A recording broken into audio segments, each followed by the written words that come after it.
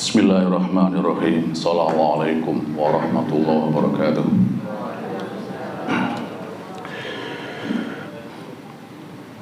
Alhamdulillah. Alhamdulillahirabbil alamin wassalatu wassalamu ala asrofil anbiya'i wal mursalin wa ala alihi wa sahbihi ajma'in. Alhamdulillah, kita bersyukur pada Allah Subhanahu wa ta'ala yang masih memberikan kesehatan dan kesempatan kepada kita untuk mentaati perintah Allah Subhanahu wa ta'ala dan untuk menjauhi larangan Allah Subhanahu wa ta'ala.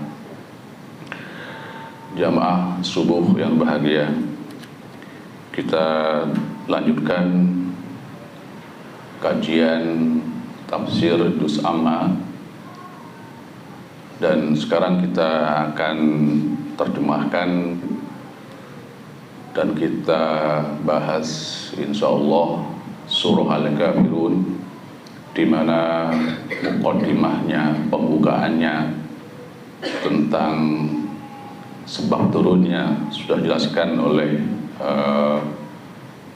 penceramah yang terdahulu. Maka pada pagi ini kita terjemahkan dan kita ulas sesuai dengan kemampuan kita. Bismillahirrahmanirrahim. Qul ya ayyuhal kafirun la a'budu ma ta'budun wa la antum 'abiduna ma a'budu wa la ana 'abidun ma abadtum wala antum a'biduna ma a'budu lakum dinukum waliyadin. Ayat yang pertama adalah Qul ya ayyuhal kafirun. Katakan, hai Muhammad, ya ayyuhal kafirun, wahai orang-orang kafir. Istilah kafir adalah merupakan istilah dari Allah Subhanahu wa ta'ala.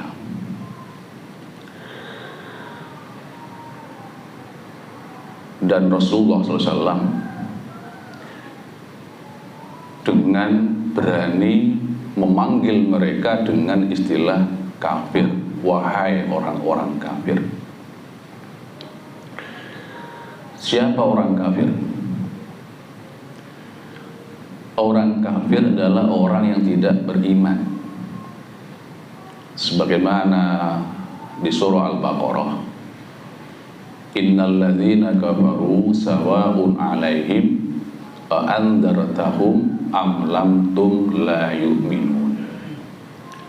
Sesungguhnya orang-orang kafir sama saja bagi mereka, apakah engkau ingatkan mereka atau tidak, mereka tidak akan beriman. Jadi alladzina kafaru adalah la yu'minun.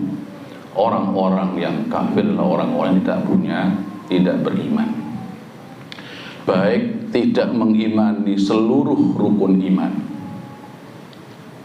atau tidak mengimani sebagian dari rukun iman. Misalnya tidak mengimani balasan Allah di akhirat, tidak mengimani azab Allah di akhirat. Maka bisa kita sampaikan sebuah contoh, misalnya ketika Rasulullah diperintah oleh Allah Subhanahu wa ta'ala mengumpulkan kerabatnya untuk didakwahi. Rasulullah naik ke Bukit Sofa dan mengumpulkan keluarganya dan menyampaikan kepada mereka, wahai kalian semua, bagaimana kalau aku kabarkan pada kalian bahwa di balik lembah ini ada sepasukan musuh yang siap menggempur kalian? Apa kalian benarkan aku? Mereka sepakat menjawab, iya, kami belum pernah dapati engkau berdusta. Orang-orang kafir pun mengakui bahwa Rasulullah tidak pernah berdusta. Kemudian setelah itu Rasulullah melanjutkan, maka sekarang aku sampaikan kepada kalian bahwa ada azab di akhirat yang mengancam kepada kalian. Ketika Rasulullah menyampaikan tentang azab di akhirat, maka tampillah pamannya sendiri, yakni Abu Lahab, dengan mengatakan, tabban laka ya Muhammad sa'irul yawm alihada jama'atana. Tabban laka ya Muhammad, celaka engkau hai Muhammad di seluruh hari. Apakah hanya untuk ini kau kumpulkan kami? Maka turunlah ayat tabbat yada Abi Lahab. Ini satu contoh bahwa mengingkari satu bagian rukun iman itu sudah dianggap kafir atau tidak beriman. Jamaah berbahagia, setelah Rasulullah menyampaikan, wahai orang-orang kafir, karena sebelumnya mereka mengajak toleransi, mengajak menyembah kepada Tuhan mereka setahun, kemudian mereka menyembah Tuhan Rasulullah setahun, maka Nabi jawab dengan tegas, la a'budu ma ta'budun. Wahai orang-orang kafir, la a'budu ma ta'budun, aku tidak akan menyembah apa yang kamu sembah. Aku tidak akan menyembah berhala, patung-patung, sesembahan yang kalian sembah. Jamaah bahagia, kita pernah dengar dalam sejarah bahwa di Ka'bah itu ada 360 berhala, 300 patung yang mereka jadikan sembahan, dan 3 yang paling besar adalah Hubal, Lata dan Uzza. Itulah sembahan mereka yang dikatakan, aku tidak akan menyembah berhala-berhala, patung-patung, sembahan-sembahan yang kalian sembah. Tidak akan, kata Nabi. Jamaah bahagia, kenapa? Karena patung-patung, berhala-berhala itu tidak bisa mendatangkan manfaat sedikit pun, juga tidak bisa menolak mudarat, tidak bisa menolak bahaya. Maka Nabi dengan tegas mengatakan, aku tidak akan nyembah apa yang kalian sembah. Ini sesuai dengan prinsip yang dipegang oleh seluruh Rasul, yakni la ilaha illallah, tidak ada yang berhak untuk disembah kecuali Allah Subhanahu wa ta'ala. Maka di antara makna la a'budu ma ta'budun adalah tidak akan memberikan sesajen kepada selain Allah Subhanahu wa ta'ala, tidak akan mengadakan sembelihan kecuali yang dibenarkan oleh syariat Islam, tidak akan menyembelih untuk berhala, untuk arca, untuk patung, untuk selain Allah. Misalnya mengadakan larung sesaji di lautan dengan kepala kerbau, ini menentang kalimat la a'budu ma ta'budun. Jamaah bahagia, kemudian juga Nabi tegaskan bahwa mereka orang-orang kafir tidak akan menyembah Allah saja. Wala antum abiduna ma'abud, dan kalian wahai orang-orang kafir tidak akan menyembah apa yang disembah. Orang-orang kafir itu yakin Allah pencipta mereka. Orang-orang kafir yakin Allah hujan yang berikan rezeki, tapi mereka masih menyembah berhala dengan tujuan, kata mereka, agar berhala itu menyampaikan hajat mereka pada Allah Subhanahu wa ta'ala. Allah berfirman tentang mereka,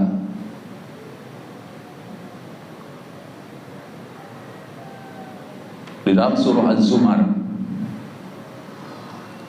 mereka katakan bahwa mereka menyembah berhala itulah tujuannya ma na'buduhum illa liyuqarribuna ilallahi zulfa. Kami tidak menyembah patung-patung, kami tidak menyembah berhala-berhala itu kecuali agar para berhala itu menjadikan kami lebih dekat pada Allah Subhanahu wa taala.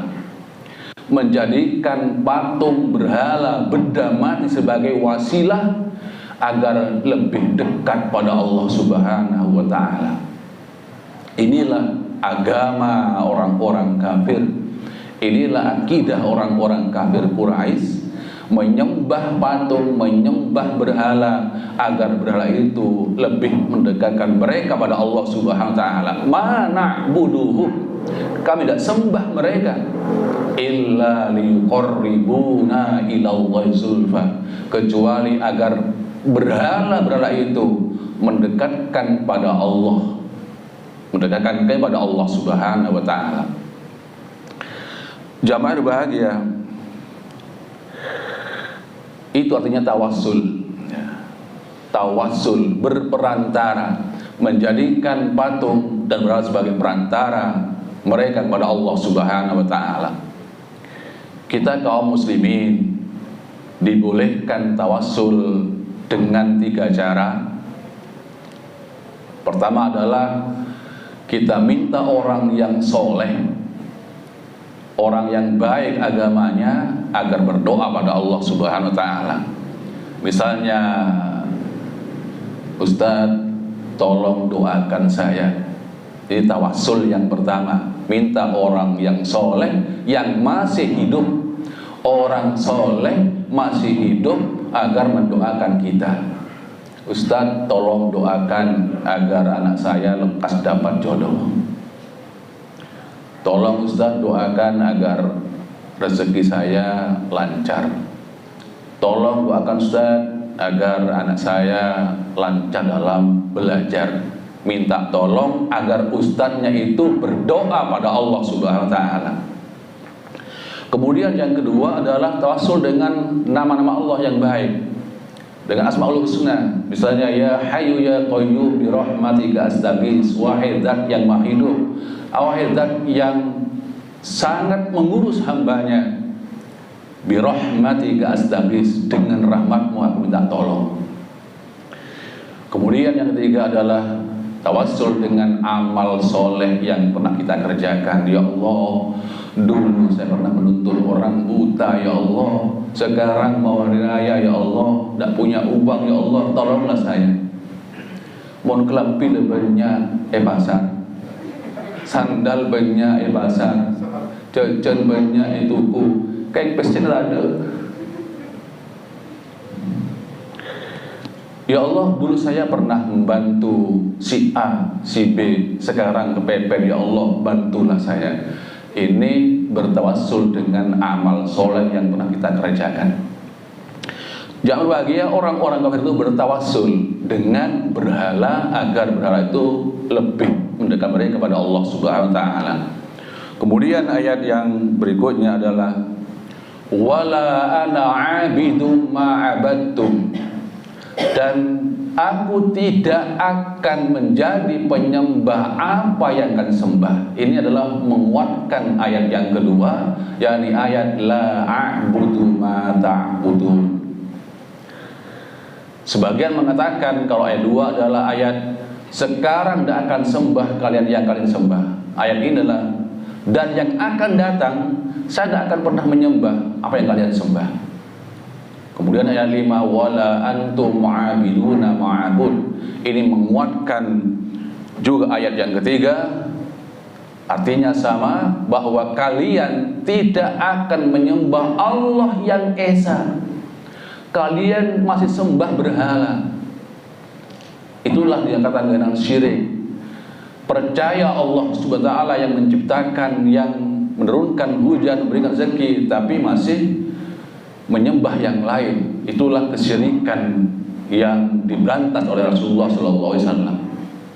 Kemudian yang terakhir adalah lakum dinukum waliyadin, bagimu agamamu dan bagiku adalah agamaku. Inilah toleransi yang jelas dalam masalah ibadah, dalam masalah akidah.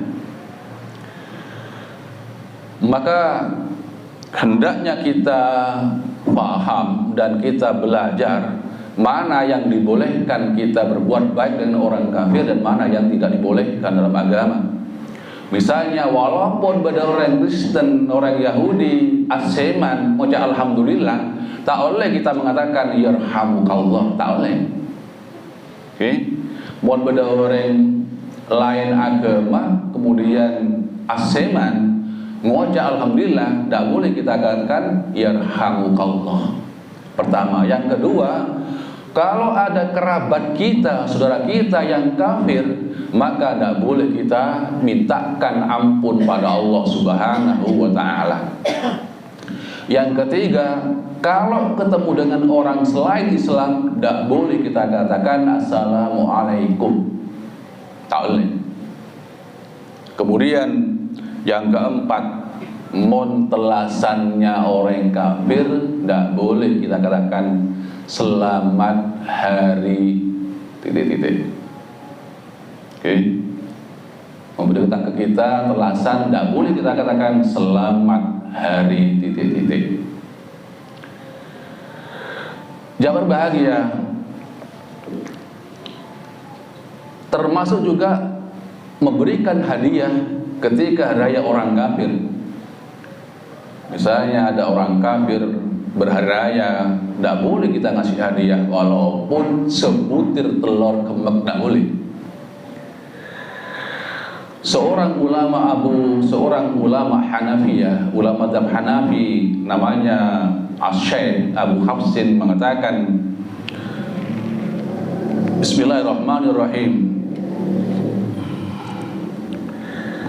man ahda fihi a'idil musyrikin baidatan ta'ziman lil yaumi faqad kafara billah. Barang siapa yang menghadiahkan sebutir telur pada raya orang-orang kafir dalam rangka untuk mengagungkan raya itu, faqad kafara billah, maka sungguh ia telah kufur pada Allah Subhanahu wa ta'ala. Siapa orang yang memberikan hadiah berupa satu butir telur kepada hari raya mereka dalam rangka ikut mengagungkan mereka, mengagungkan hari raya mereka, maka sungguh telah kafir kepada Allah Subhanahu wa ta'ala. Ini toleransi Islam yang sangat jelas, ya, sangat jelas, karena kita katakan lakum dinukum waliyadin. Demikian, mudah-mudahan ada manfaatnya dan mohon maaf kekurangannya, karena dikatakan bahwa manusia adalah tempat salah dan lupa, termasuk kita semua pernah salah juga pernah lupa. Maka maafkan kalau ada kesalahannya dan mudah-mudahan yang akan datang lebih sempurna lagi. Assalamualaikum warahmatullahi wabarakatuh.